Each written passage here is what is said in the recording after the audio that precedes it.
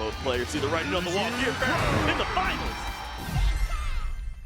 What is going on, TCG enjoyers? I have a very exciting video today, not just because of who the players are in it, but because of my guest, who is one of the players.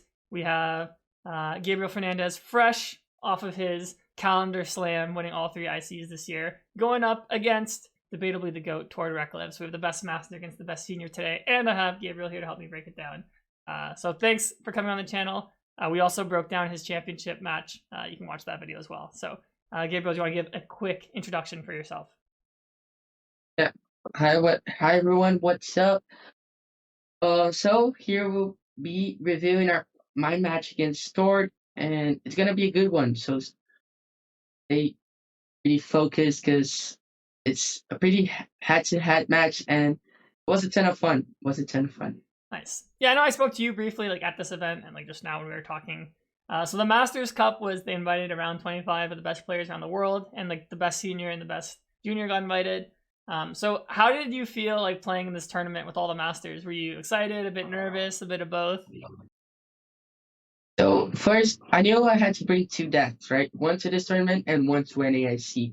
I wasn't planning on playing Zard at NAIC. My first option was Zoroark, the list that my brother played. So after this tournament, I got top 8 with Zard, and it's not that I lost confidence in Zoroark. I just kind of gained too much confidence with the Zard, and I had a lot of fun playing this event against Masters. I mean, it's not something I usually do, right? So when I got invited to this type of tournament, there was a lot of thoughts going through my mind. Should I play a more random deck?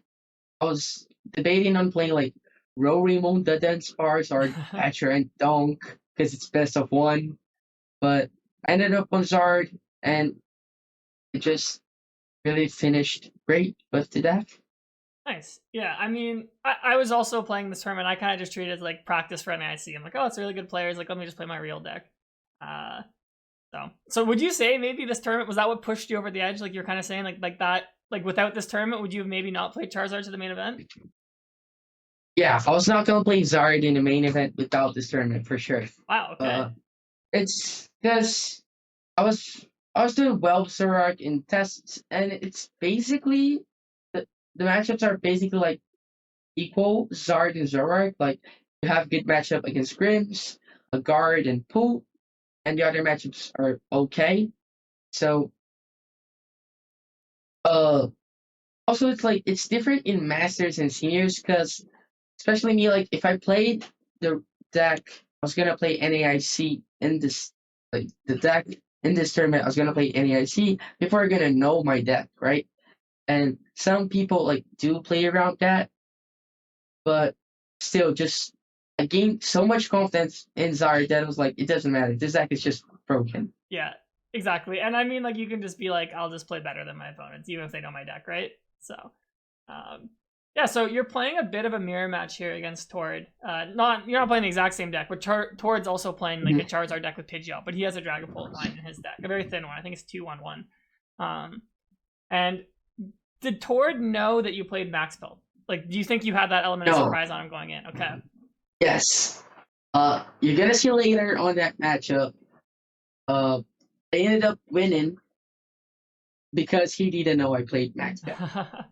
Yeah, I remember when I was watching, I walked by the table, I saw it. I'm yeah, Tord definitely didn't see that coming. Yeah, and it's because his lists, he had a list in his Metafy with Pope. He had one with straight Zard, and it was with Stamp as well. And it's basically his 57 cards with Stamp, but I switched to Max Bout because it's just really powerful. I felt like it was better. So, seeing me play with that deck, I think he actually thought I played Stamp. Nice. He thought you net decked him. That's funny. So, I mean, Tord Star was actually really weak. He just had to go attached to Pidgey Pass. Yeah. He had enough in his hand. You didn't get TM Evo on your first turn, which is normally the preferred, but I mean, I guess you'll take it when you saw Tord just do that. Yeah. My hand is also really weak, though. I bench Is it a third Charmander or second PG here? Okay, Oh, you have no, to I pass just actually. passed. Oh, you don't Okay. even have a way to retreat. Okay, Yeah. your hand is really No, weak. I didn't have anything. My hand was really, and then he top that Spoffin. And he was just gonna draw pass again, but he top that Spoffin, grabs 3P, and Cleffa needs something to get off his game going. And my hand is like, I don't have candy anything to the next turn. I don't have candy in hand, so my hand is like Million, Zard, and Etcher, Rod, and stuff. So if I don't top deck anything, it's just gonna be like a Charmeleon pass over to him. So top deck Poffin does, like, he has more turns to set up. He doesn't like need anything because I'm not going to attack next turn. Yeah. I was gonna ask a question. So, what was the idea behind Cleffa then? If you couldn't retreat to it, just so if you get knocked out eventually, you can promote it. Hoping on a top deck as well, because if I don't get Cleffa and that Poffin and I top deck something, I still don't have anything, right? Okay.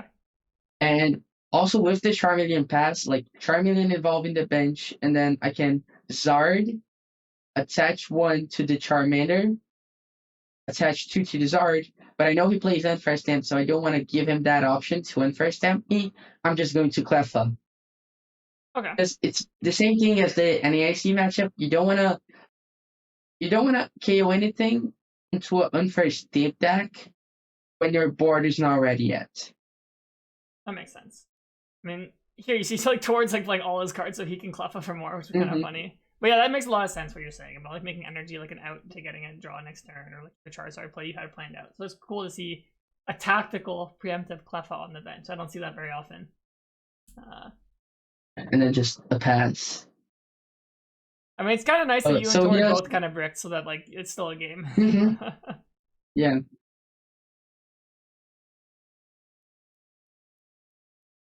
Oh, he didn't even draw his Cleffa cards yet. Your turn was so fast. Yeah. Just draw pass, and then he also doesn't draw like anything. He didn't draw Candy, Arden, nothing, Pidgeot. Yeah, no so Dracloak. just nothing there. Just gonna attach the energy to the 3P, and then so here he bossed the Charmeleon, right? Because if I top that energy, it's not a retreat to Cleffa, and then if I want to retreat to Cleffa, it's gonna be it's gonna be to retreat, right? Yeah. If I evolve to Zard, because he knows like if I have Zard, I can't attack, but that's what he wants me to do, right? Because he's going to Cleffa for 3, probably gonna draw something out, and then can go for an Unfair Stamp turn. So I really wanted to Cleffa or to go Evil here. So my top deck was Iono. So Zard here, attach 3 energies to the Zard. I'm gonna go back and attach the 3rd energy to Zard, because even though like I drew Iono, the odds of me drawing like Pidgeot here, Candy are very low because they only play 2 Candy. So if I draw Evo, I'm gonna go TM Evo. But if I don't draw Evo, I'm just gonna retreat. Even though it's gonna be only 1 energy attached to Zard, I'm gonna retreat and Cleffa for more cards. Because it's like you said, you shouldn't KO anything when your board is not ready against an Unfair Stamp deck. Yeah, that makes sense. Cool. So you're kind of like planning for both options, which you're hedging pretty much. Mm-hmm. Yeah, because you can see you're thinking about a lot here. Yeah. Skip ahead when you do it. There you go. Nice. And oh, you mentioned I other guess also, yeah, you don't get to like play a bunch of Zard mirrors, right? So it's not a matchup that you're prepared in this format. Yeah. Is the second Pidgey just so if he goes for a Candy Dragapult, like you at least get 1 to survive? Yeah, that as well. And I feel like this is a match where they can easily take a knockout on a Pidgeot later on the game with an Iono or in an Unfair Stamp. So I need double Pidgeot in this matchup as well. That makes sense. Okay, so I'm guessing, yeah, you didn't get rare candy then if I Pidgeotto comes down. Yeah. But I do get the Evo. So, yeah, I mean, he has Unfair Stamp in hand. So he wants me to knock it out, right? So just going Evo here, pretty fine play.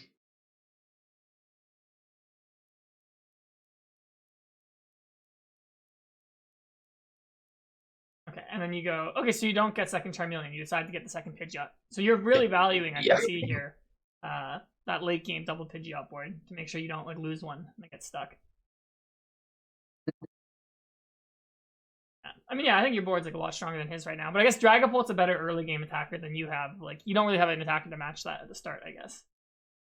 And he also like drew pretty well off the Iono. Has Candy, has Ultra Ball in hand, I believe. Mm-hmm.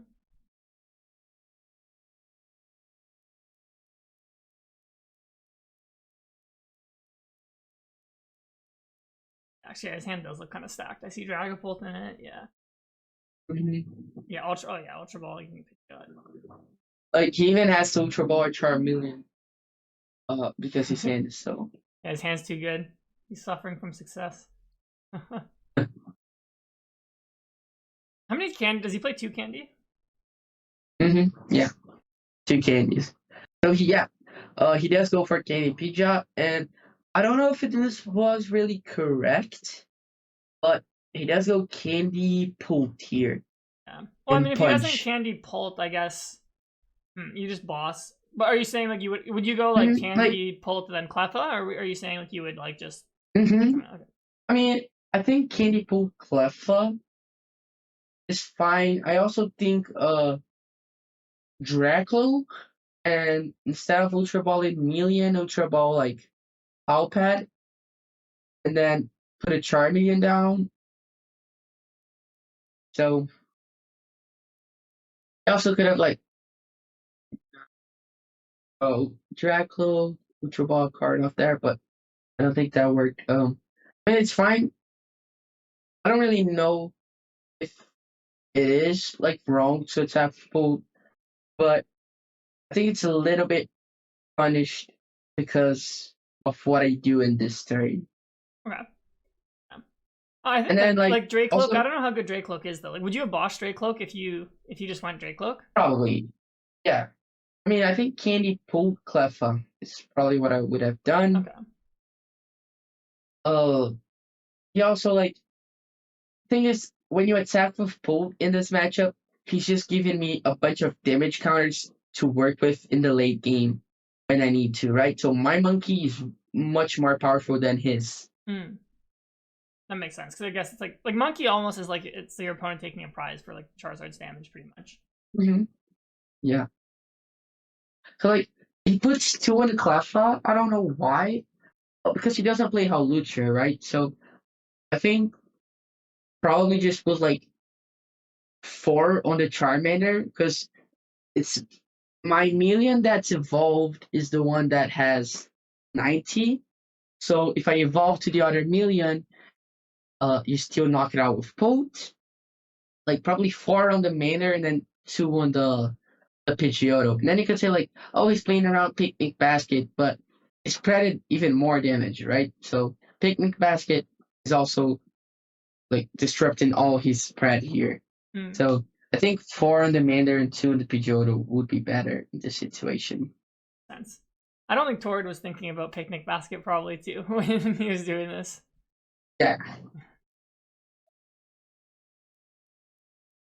I mean, I guess for Tord too, he has Pidgeot, so maybe he's like less concerned about And then you could also say like I could go Monkey and then it's only 10 on the Charmander and then the Charmeleon doesn't get knocked out. The Tord also plays Monkey, so he can just like move it back to the Charmeleon and knock it out with Poop. But here you get like Zero, Rod, Candy. My hand was pretty stacked here. Yeah, because now you're like kind of flipping the table on him where his Dragapult's gonna take all the damage now. Yeah. And then he doesn't have a great line back. Also, Pidgeot doesn't have that much health. So like in this matchup, it's actually not that hard for you to knock out Pidgeot as the game like progresses. Yeah, that's why you really want to go like double Pidgeot here. Okay, so you're thinking about your energies again. So what are you thinking, like, in this moment? So I'm thinking about attacking with Pidgeot, but it's really not better because he has Boot as well. If it was only straight Zard, it's fine to attack Pidgeot. Hmm. Um,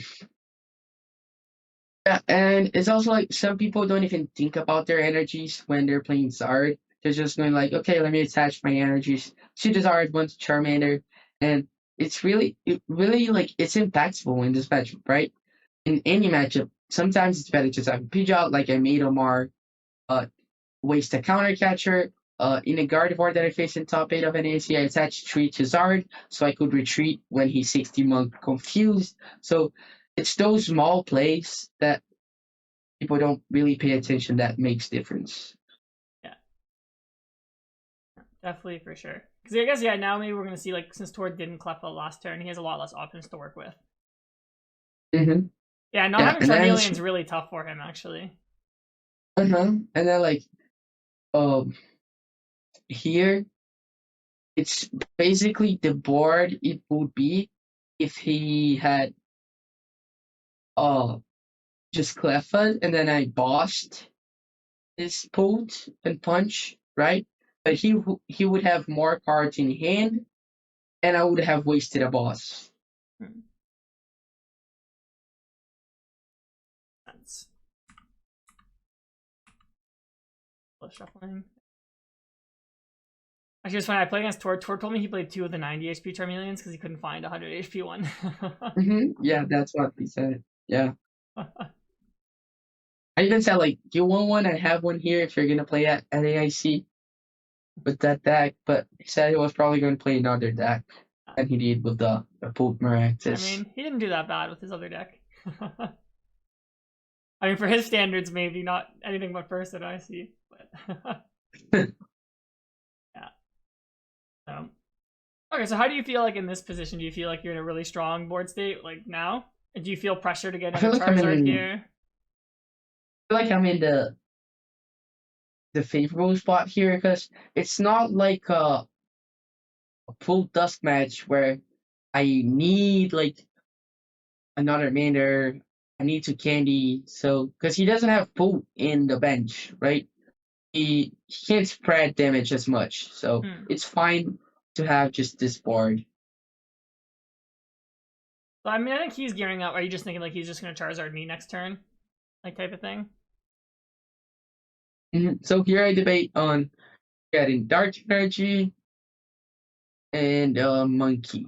Oh, Charmeleon, I believe. Yeah, Charmeleon or Dark Energy. So like I said, you don't really feel pressured to get in that Charmeleon or a Candy Zard. So you can place lower this matchup. Yeah. Actually, yeah, that Cleffa is like also like a huge liability for him too. If you ever need just to like finish the game by taking out a single present. Mm-hmm. Oh, Yeah, you have and Charmeleon there. it's Nice.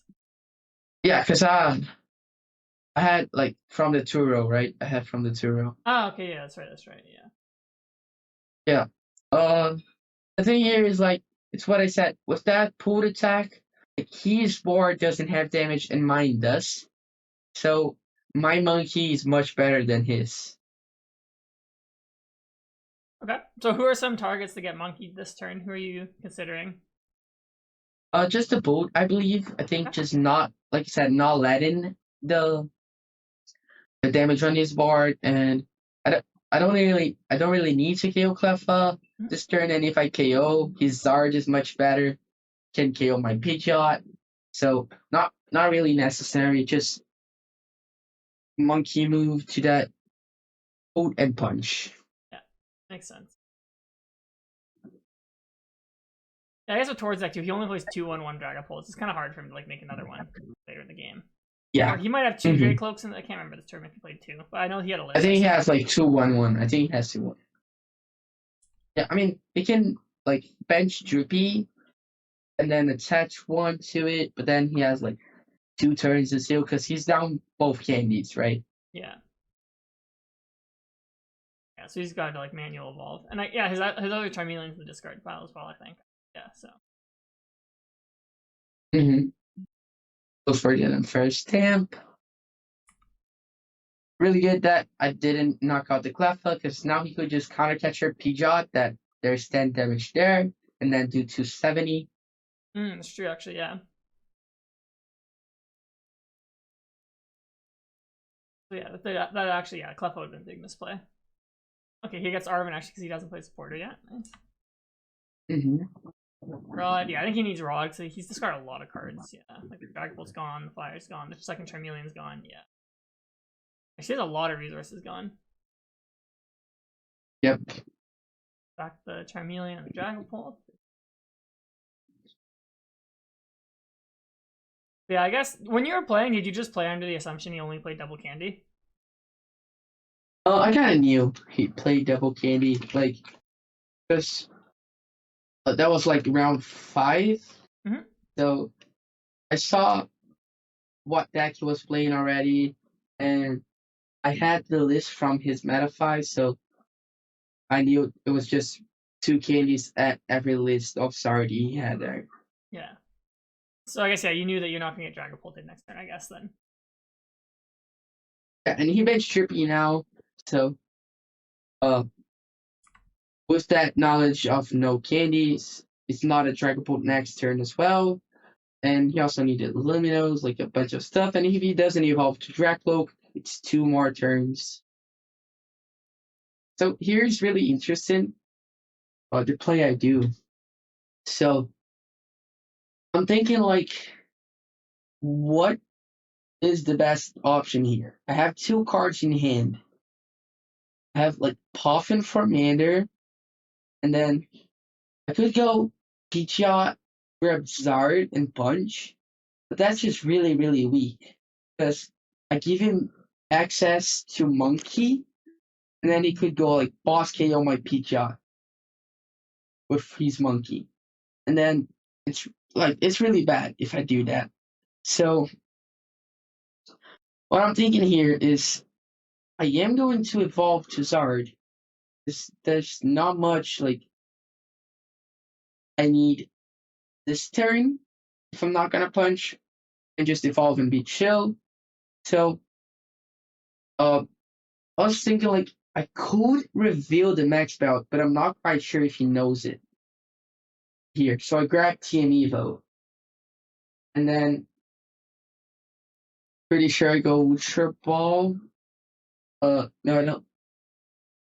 I know I evolved to Zard this turn, and then I retreat to Cleffa, and then he says cool play. Because it's, I mean, not a common play, right? You can't attack, and you're just gonna like, okay, retreat to Cleffa. Yeah, and set up my board. Yeah, it sets you up really nicely for the rest of the game. Like he already played a boss earlier, or he palpated the boss back, but then it would force him to waste the boss, I guess, next turn. And then the thing is, like, if he just pass, I have 7 in hand now. It's like my board's more developed, and the thing here is, if he goes boss, I can counter capture the Pidgeot and knock it out with Monkey, not even using the max belt, right? So that's really good. But I think he should have went boss, a surpriser, and punched, because he did put back the boss. So like boss Zard punch was good. Just go Cleffa here for 7, and he went boss Monkey, Suka prize card, and I think it's fine to do that because he didn't really knew I played max belt, right? So I'm down a Rod as well, because I used when I throw the Zard.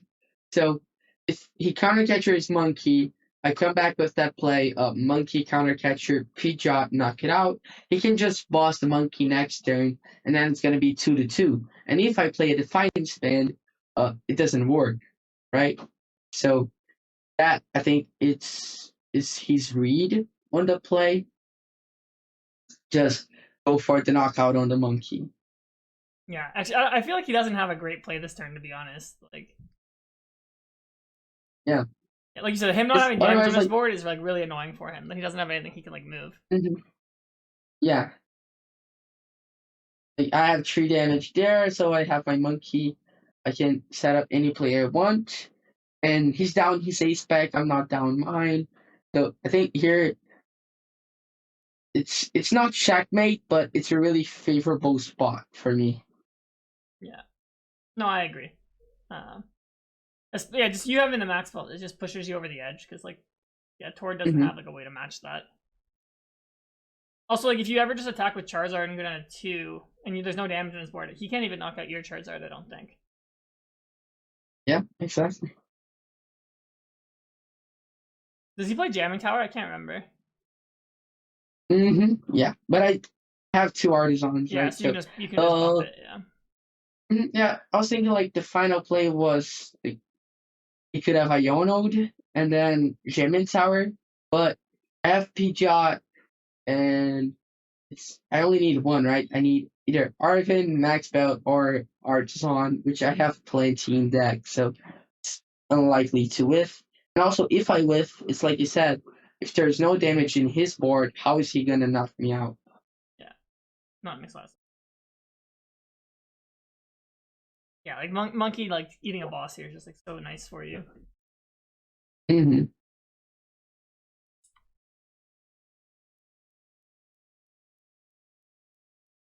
Yeah, you can tell he wasn't like Tor had to really think about this turn. Yeah. Even preemptively evolving a Charizard, because I think he's out of fire, so I think he probably has to just attach Luminous to the Charizard, or he has to stretch it for fire. And it knocks me out here. It's like I think this play was great. This play was great.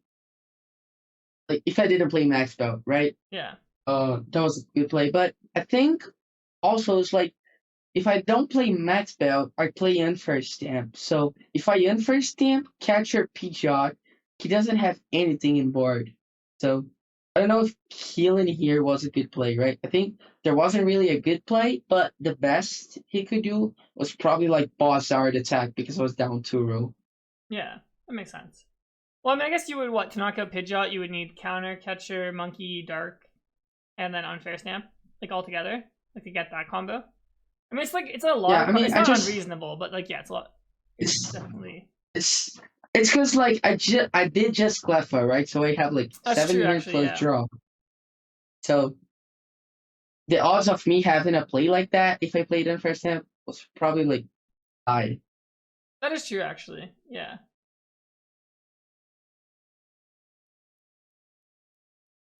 And then if you can get that monkey established, you're in a good spot. So Rod here, grab the monkey, and then the play here is counter catcher, KO the Pidgeot, and then you can't really do much. Just I have the max belt for a win. Actually, him giving you counter catcher is like so nice for you. Yeah, that too. Like if you boss the Zard and not KO, like I could go boss Pidgeot max belt. That was the only way I could KO him. I would waste my max belt, but then like I have monkey to KO, but that's my last boss as well.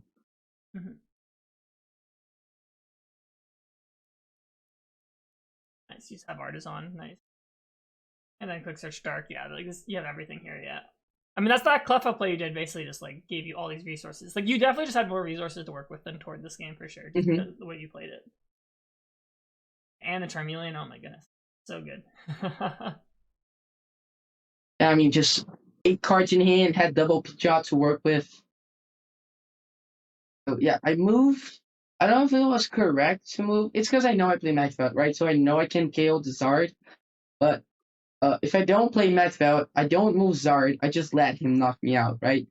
I move from the Pidgeot, and then I can move. No, actually, I think it's either way. Just move from Zard because I knew he didn't play Defiant Spin as well, so there wasn't a way for him to KO Zard this turn. So he would have to boss something, and I have double Pidgeot, right? So it's likely the target that is monkey. So I would just go Pidgeot, quick search for a max belt. Yeah, that makes sense. Yeah, I think in this position, I think Tord is like kind of like just cooked here. I don't know what he could do. I mean, playing max belt definitely gives me an advantage in a match like that. Yeah, and it's kind of cool how since we were playing best of 1, even if you're playing best of 3, I guess, but like, you got to conceal that until the very end, so he had no idea. He probably just thought you like prized unfair stamp or something. Like Exactly. Did you ask him after if he knew you played it? Yeah. When I used the max spell to win, he like laughed and said, "Yeah, I mean, it was like there was a bunch of turns if I played stamp that I could just do it, right? Mhm. So I think I don't quite remember, but I think he said like I was hoping the ace pack was priced. Yeah, that makes sense. Yeah, I'm trying to think what play he could even do here. Like gives him a chance. Yeah, no. Because even at 3 prizes, you just go monkey knockout Charizard with the max belt. Yeah, I think here's just probably a checkmate board. You could maybe go like counter catcher, Pidgeot, Iono, jamming tower. So then like you would need max belt plus Artisan. Yeah, It's probably but his best play. he needed he needed like Iono, jamming tower, counter catcher. Oh, not Pidgeot, counter catcher, monkey. Yeah. Yeah, counter catcher monkey. But the thing is, like, I also killed his Pidgeot, right? Yeah, so he just doesn't have like a way to search for like those one. Yeah, he doesn't have that many resources. You that excited moved the promotion. I always love that towards that. Like, oh, here comes the max belt. Nice. That was awesome. That was a really well played. I think, yeah. What are you gonna say? I think that's the moment where he said, I was hoping the ace pack was priced. Nice. It's kind of funny. I was standing next to your mom. It was kind of wholesome when you won, and she was like going crazy when you beat Tord. She had her like camera out filming all that. Nice. So yeah, I think this is a really cool match. I'm really glad I recorded this one. I was recording my games of the tournament. I saw you and Tord. I'm like, no, my game's not important. Let's record this one. So I mean, hey, this could be a preview of like an IC finals one day. You guys got to play when you're younger. So no, awesome match, man. Very well played, and I appreciate you coming onto the channel, not just to break down this one, but also your championship match. So is there anything else you wanted to say about this match? Otherwise, I'll just like let you plug whatever you want to plug. Go for it. No, yeah, I think that was a great match, and it gives like a different perspective to the people watching, like the thought process going into every turn from this game. Yeah, for sure. I really enjoy like the voiceovers when like the people who are playing the game like get the chance to kind of break down their thoughts. So I know you do a lot of Metafy stuff, so do you want to plug that as well? And like I'll put it in the description so everyone can go check it out. Yeah, so I have my Twitter, Gabriel Fernandez. There's the link of my Metafy there. It's gonna be on the description here as well. So it's pretty cool. I post a lot of new stuff there. So yeah, go check it out. Yeah, I mean your Charizard 59 from your winning list was on your Metafy, like, so anyone could have had it. Yeah. So definitely go check that out, guys. But yeah, once again, thanks for coming on the channel, giving us all your insight. And thanks everyone for watching. I'll catch you guys next time.